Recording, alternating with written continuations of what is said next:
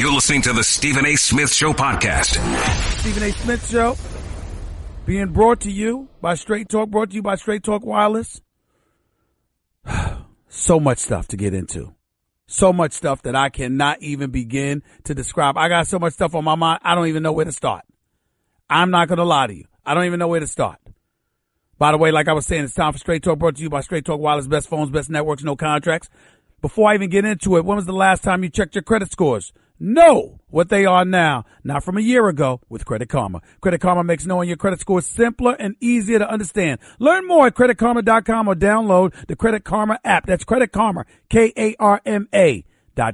Listen, there's a whole bunch of stuff to get into because there's some developments that are taking place as the NFL draft approaches. The Cleveland Browns suddenly are strongly considering taking Baker Mayfield with the number 1 overall pick. If you're New York, that's a problem because you have Baker Mayfield going number 3 to you, because you certainly didn't anticipate the New York Giants taking him with the number 2 overall pick. They would take Saquon Barkley. They'd probably take Sam Darnold, but they wouldn't think about taking Baker Mayfield. The Jets were, however, and as a result, now the Cleveland Browns are talking about whether they're considering taking Baker Mayfield with the number 1 overall pick. If they're doing so, whoa. If they're not doing so, it's probably because they're bluffing, because they're trying to make the Jets forfeit something so the Jets can move up with them and ultimately grab Baker Mayfield themselves. We don't know what's going on, but that's something we'll get into as the show progresses today. Make no mistake about it. In the meantime, we've got some NBA action to talk about.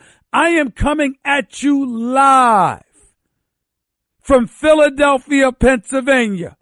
I am in this city because I expect tonight is when the Philadelphia 76ers will take out the Miami Heat in 5 games. They will advance to the semifinals of the Eastern Conference. I believe they will beat the Boston Celtics next. After that, after they beat Boston, they will face Toronto or Cleveland. It depends on which Cleveland shows up. If the supporting cast shows up to support LeBron James and the Cleveland Cavaliers will advance to the conference finals. If they don't, it will be Toronto.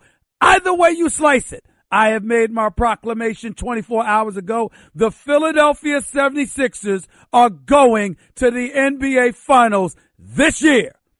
They will beat the Boston Celtics. They will beat Cleveland or Toronto, and they are going to the NBA Finals. It is that simple. That is why I'm in the city of brotherly love tonight, because anybody that knows me knows my brother, Dwayne Wade, a superstar player for years, unquestionably a first ballot Hall of Famer, a 3-time champion, somebody who's gone to 5 NBA Finals. I expect tonight to be the last game of Dwayne Wade's career. I have no idea whether it's true. I have no idea whether he is going to retire because I have not spoken to him directly about this subject, but I've known him for a long time. I know what I'm seeing. I know how he wants to go out, and I don't believe in my heart that he'll put himself through another year of this. He's averaging 12 points a game. In the 21 games he's played with Miami this year, he's averaged 12 points on 40% shooting. Now, he showed up in Game 2 when he dropped 28 on the Sixers. He showed up in Game 4 on a loss when he dropped 25 on the Sixers. But doing it night in and night out, that's not what he can do anymore. And sticking around through a grueling 82-game season just to show up every other game in the playoffs, I don't think that's what he's about.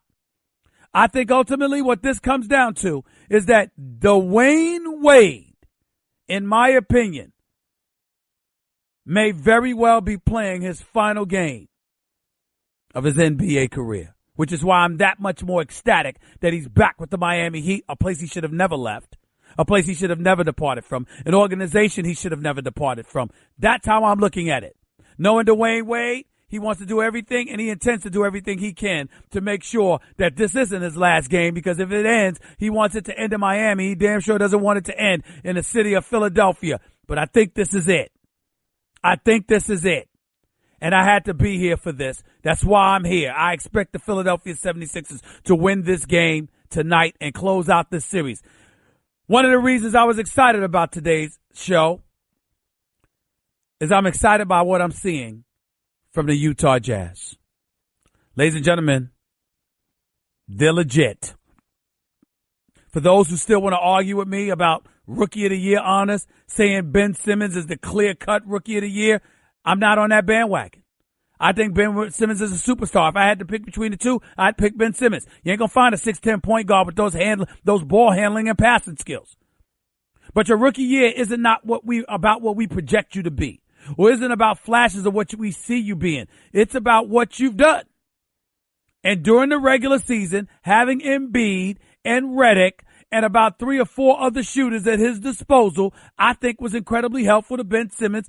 And I look at Donovan Mitchell and the load that he had to carry for the Utah Jazz as its number one offensive option. And to me, Donovan Mitchell and what he accomplished for Utah in the Western Conference was greater than what Ben Simmons accomplished in Philadelphia in the Eastern Conference. Very simple to me. And in terms of their postseason production, I know that Ben Simmons is averaging damn near triple-double. Have you seen what Donovan Mitchell's been doing? Did you see what he did last night? With 33 points against Oklahoma City? It's special. It cannot be ignored. And there's something that needs to be said about that. Now, there's a couple of storylines that comes with this OKC Utah series. It's worth leading with because it's bigger than just that game. It's bigger than just these individual players. It's something bigger than that. When we look at Russell Westbrook, there is no question that he is a superstar. We haven't seen any player in NBA history average back-to-back triple-doubles because back in those days, they weren't keeping numbers, these kind of statistics when Oscar Robertson was doing what he was doing. But let's acknowledge something here that's incredibly important. When we look at Russell Westbrook talked a lot of smack leading into Game 4 last night because Ricky Rubio had a triple-double in Game 3. As a result of that triple-double in Game 3, Russell Westbrook said, "Are we going to shut that bleep down?" I guarantee you that. That's what he said. And the next thing you know, Russell Westbrook comes out there last night, hell-bent on shutting him down, Ricky Rubio down, and one would argue he got so caught up in the individual matchup that he forgot this was a team game and you didn't need to be preoccupied with that kind of nonsense. As a result, Russell Westbrook played 35 minutes, had 23 points, okay, and 14 rebounds. But it's the same Russell Westbrook that had 4 fouls in the first half. It's the same Russell Westbrook that seemed a bit emotional and erratic because of it. Meanwhile, post-game, when Ricky Rubio was being interviewed by my brother Dennis Scott, what did Ricky Rubio say? It's about the team. I wasn't worried about anything but winning the game. It's not one-on-one basketball. It's a team game. Right answers came out of his mouth. Right temperament came out of his mouth. Meditating and poised before the game, which was something that Russell Westbrook clearly was not. And so as a result, you ask yourself and you look at Russell Westbrook and you see how folks were pointing the finger at him about him being the problem with this team and how Kevin Durant got busted on Instagram as far as I'm concerned. No matter what his denials are, he got busted. Talk about it was a mistake. There was no way that he intentionally did that. Whatever. Nobody believes Kevin Durant on this. And Kevin Durant seemed to have wanted to send a message. That's why I left. Which is obviously a big indictment against Russell Westbrook. Now, Russell Westbrook probably don't give a damn. He won't hesitate to tell you he doesn't give a damn. But that's probably what Russell Westbrook would say if he said anything. Here's the reality of the situation. Russell Westbrook has played with Serge Ibaka. He's played with James Harden. He's played with Kevin Durant. He's played with Victor Oladipo. He's played now with Paul George and Carmelo Anthony. And there will be no championship to show for it. Now, some of you might use that as an excuse to hold Russell Westbrook accountable. I won't do that to him. He is a superstar extraordinaire.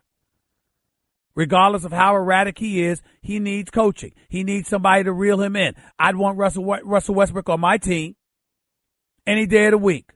He doesn't cheat you every single night. He gives max effort. He's mercurial. He can score at will.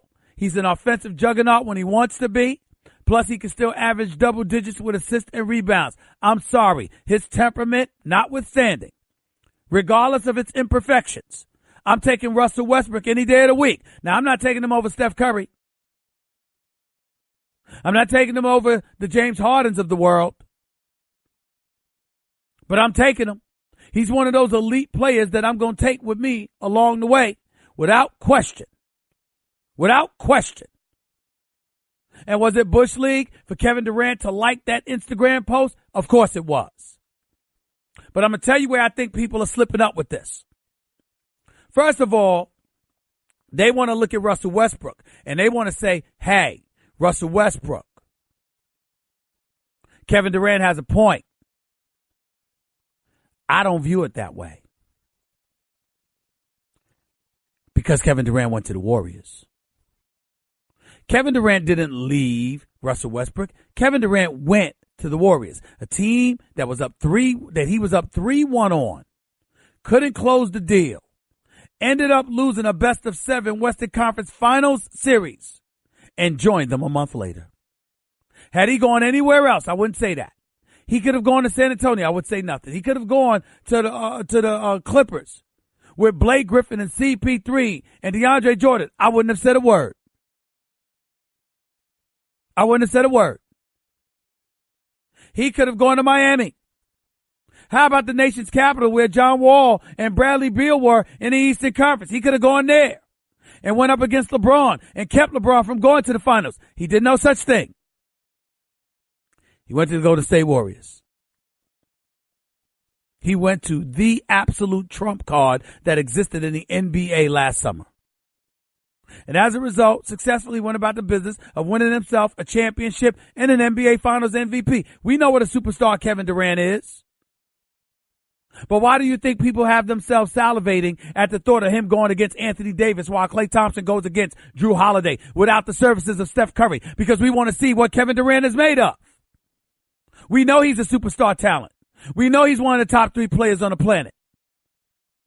We know what kind of offensive juggernaut he could be and what he brings to the table. And now he's a champion. What we want to see, however, is, okay, what you going to do now without Steph? That's what we want to see. So those are the question marks. Those are the things you can't get around. Those are the things you can't escape. And that's where we are with it. And so when people look at him and they look at the Instagram post and they're looking at Russell Westbrook, I'm like, hold your horses here. The biggest story in Kevin Durant's departure from OKC is not that he left Russell Westbrook, is that he joined the Warriors. Let's not forget that storyline. You joined a team that was 73-9 the year before, that were making back-to-back appearances in the NBA Finals, whose star was the reigning 2-time league MVP. That's who you joined. That's what can't be escaped. No matter how you slice it, that's the reality. Having said all of that, I got to confess to you, it was hard watching Russell Westbrook last night. He looked erratic. He looked out of control, too hyper, ready to fight everybody. Had me thinking about Cedric the Entertainer with the Kings of Comedy tour. He's sitting up there, oh, he's too violent. I don't like it when you talk about, we say we ready for a black man to be president at the time. He said, come on, y'all. Come on now. Remember, Kings of Comedy was taped back in 2000. He said, sometimes we be asking for things we ain't ready for. Oh, no, a black president. No, we ain't ready for that. He said the president fight too much. Oh, he's just like Anthony Mason because he was doing the Kings of Comedy tour in Charlotte. And Anthony Mason, God rest his soul, good brother, by the way, passed away years ago. That guy was playing for the Charlotte Hornets at that time. So let's understand and make sure we understand where we're coming from. Russell Westbrook looked volatile last night. He looked out of control, slapping away, getting in Rudy Gobert's face, hacking Jay Crowder, being a little extra physical with Ricky Rubio. Russell Westbrook looked completely and utterly out of control. And you need him to be in control if you're going OKC to win something. You got Paul George to take care of, Steven Adams to take care of, Carmelo Anthony to take care of. You, Russell Westbrook, you got to reel yourself in. You got to dial it down. You got to play with composure. You got to show up in the fourth quarter. But as bad as Russell Westbrook looked, emotionally that is, last night, ladies and gentlemen, is nothing compared to how Carmelo Anthony looked. I sit here today, a very, very sad individual. I've known Carmelo Anthony for 15 years. Got a lot of love for him. One of my greatest wishes in the NBA is to see him in an NBA Finals with a championship on the line and the ball in his hands. I've walked around on several occasions spewing to all of you how much faith I had in him. It's gone now. I don't feel this way anymore. Matter of fact, I'm a bit worried about Carmelo Anthony. That wasn't him who I was watching last night. He seemed distant and ill-equipped to compete last night. Everything was a jump shot.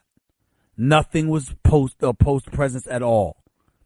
A put back layup, he couldn't even get off the floor. Jumpers coming up short, jumpers too long, doesn't seem to have it. Doesn't seem to want it. He actually spent a vast majority of this game last night making Phil Jackson, the Zen master, the 11-time champion as a coach who was absolutely pathetic as an executive for the New York Knicks. He spent practically the entire game last night making Phil Jackson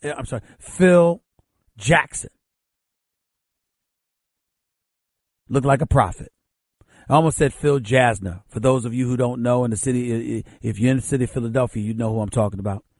He's my former contemporary. He used to work for the Philadelphia Daily News. We competed as beat writers.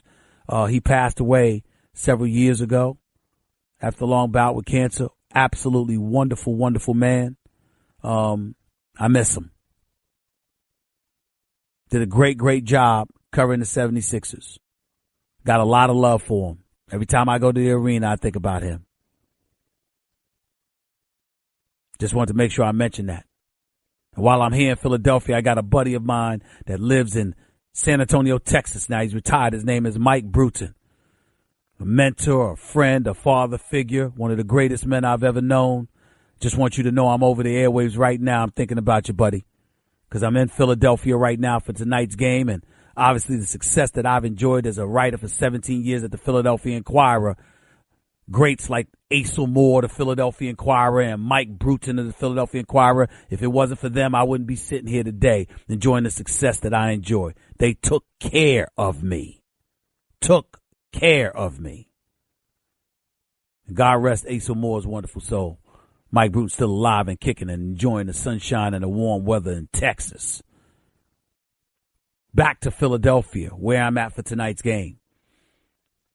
I sincerely hope that if this indeed is the last game for Dwayne Wade's career, because I think it's definitely going to be the last game for this season, I sincerely hope he doesn't go out looking like I saw Carmelo Anthony looking like last night.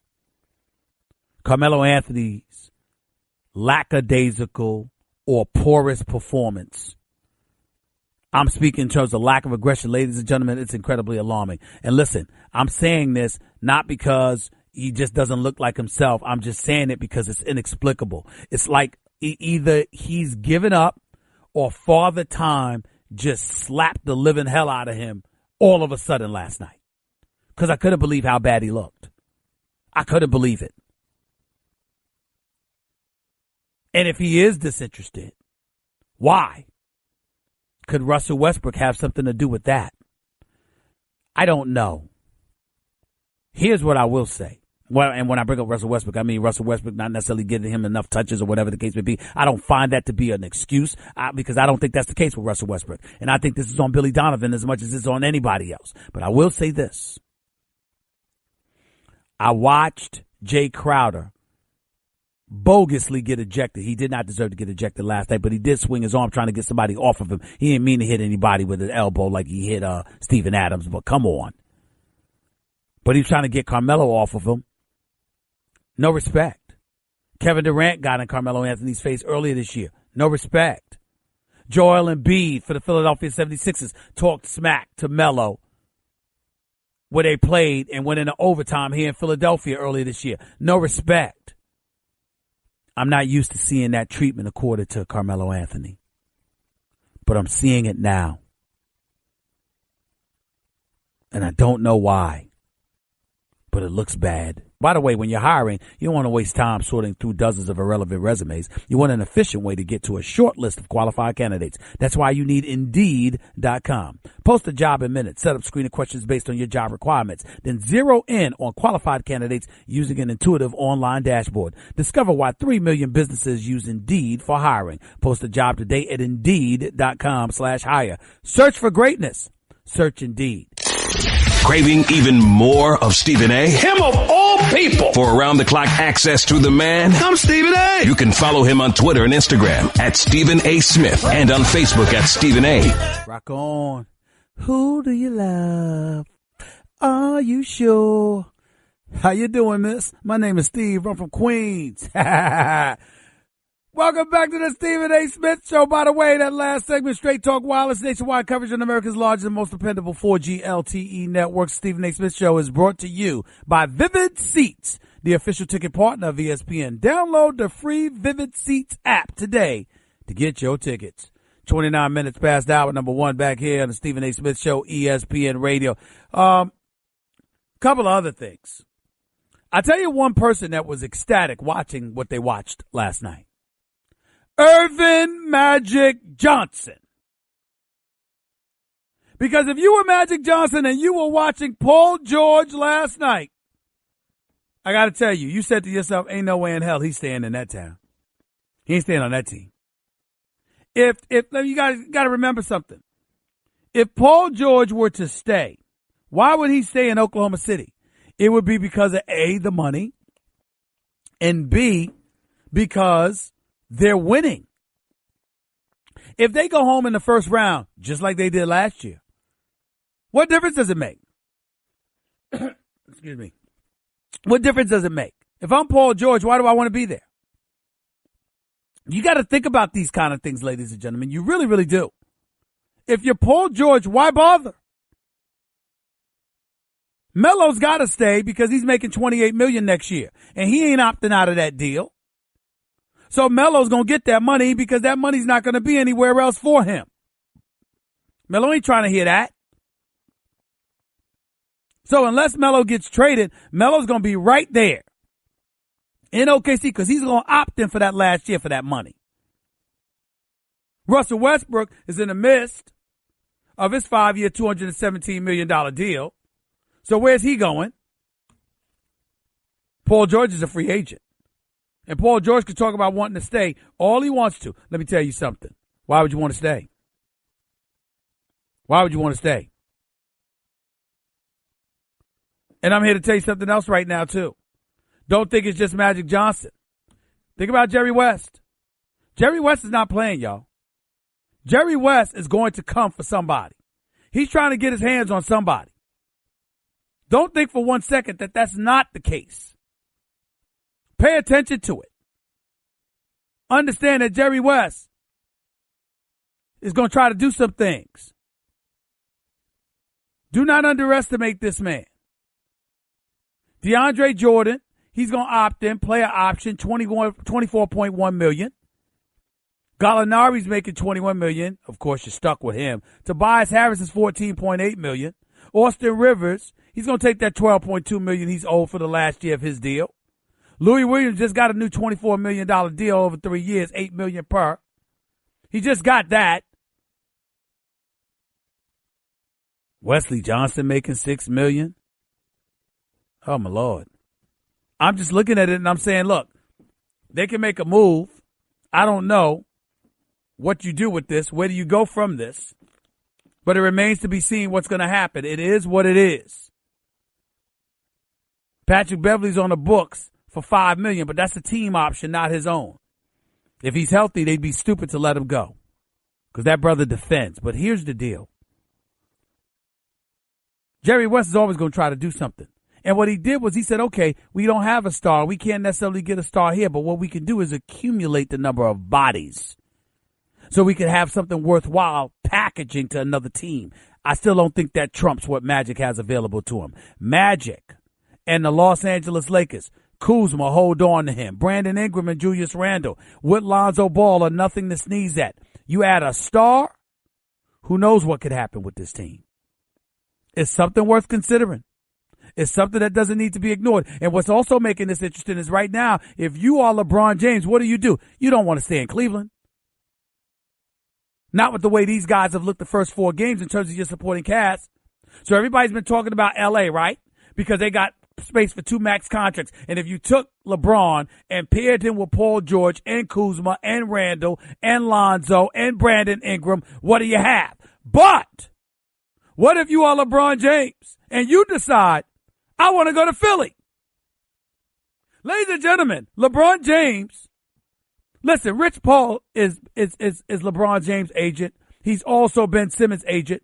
He also owns and co-founded Clutch Sports. Well, who the hell you think supported him in that venture? I mean, for all intent and purposes, people have joked around that it's LeBron James representing Ben Simmons. Now, I happen to not believe that because Rich Paul knows what the hell he's doing. But my point is, that's a client. You got Joel Embiid. J.J. Redick in his 1 year at $23 million comes off the books this year. When you look at it from that perspective, Embiid and Ben Simmons are still puppies in all of this. What do you have? What do you have? If you're the Philadelphia 76ers, you got to look at this stuff. There's a reason everybody's talking about complete the process. And don't get me started with that damn process. I had some white dude roll up on me outside in the streets of Philadelphia just 2 hours ago, an hour and a half ago, rather. Sitting there saying to me, why are you ticking Philadelphia off this way, Stephen A? It's very, very simple. I said it before, I'll say it again. What black man alive do you know? What African American alive do you know has the license to lose on purpose for years and keep their job? Any Philadelphian that can come up to me and point that out to me can come to me and talk to me about trust the process. I have no problem with it. But when you clearly invoked a system that caters towards one species in this country and nobody else, I'm not going to like it, and I'm not apologizing for it. So I don't want to ruin anybody's basketball moment. I'm here in Philadelphia looking forward to enjoying the game. Ben Simmons is a superstar in the making. So is Joel Embiid, the best big man in basketball. I get all of that. But when you talk about the process, we ain't talking about what Brian Colangelo has done in adding J.J. Redick and Bellinelli to this team, being a real GM, a real executive. We're talking about an era in which an owner allowed a GM to literally reside in one of the top 5 markets in the United States of America and throw seasons on purpose. I don't know of any black man that has a license to stink and lose on purpose and keep their job. I will never change my mind about how I feel about the process. The process is entirely different than Joel Embiid and Ben Simmons and the actual players that are here performing. Hats off to them. But the process that was implemented and endorsed by this organization and stomached by this city is a national disgrace. And I will never accept it. Like I told my man Mike Missinelli on radio in Philadelphia yesterday, don't get cussed out. I'm done talking about it. That's how I feel about the process. But the 76ers are still real. And oh, by the way, the 76ers are only committed to about $43.2 million in cap dollars. That means the 76ers have plenty of space to go and get LeBron James without giving up any of the players. They don't have to give up Ben Simmons. They don't have to give up Joel Embiid. They don't have to give up Saric. They don't have to give up Covington. They don't have to give up Bellinelli. They don't have to give up Ilyasova. They don't have to give up any of these guys. Hell, they don't even have to give up T.J. McConnell. They have their crew. They are locked and loaded. The Philadelphia 76ers. Bellinelli's a free agent. Bring him back if you can. So is Ilyasova. Bring them both back if you can. I guarantee you'd be able to get them on the cheap if you talked about adding LeBron James and to Ben Simmons and Joel Embiid. Everybody will want to come to Philly. It's something to think about. It's something to think about. If you are LeBron James, I'm not talking about just basketball because remember, it looks bad for him to go from Cleveland to Philadelphia. If you are LeBron James, do you join another superstar and go out to L.A. with Kuzma, Randle, Lonzo Ball, and Brandon Ingram? Or do you come to Philadelphia? Or do you go to Houston and join CP3 and James Harden? These are all legitimate questions. What's your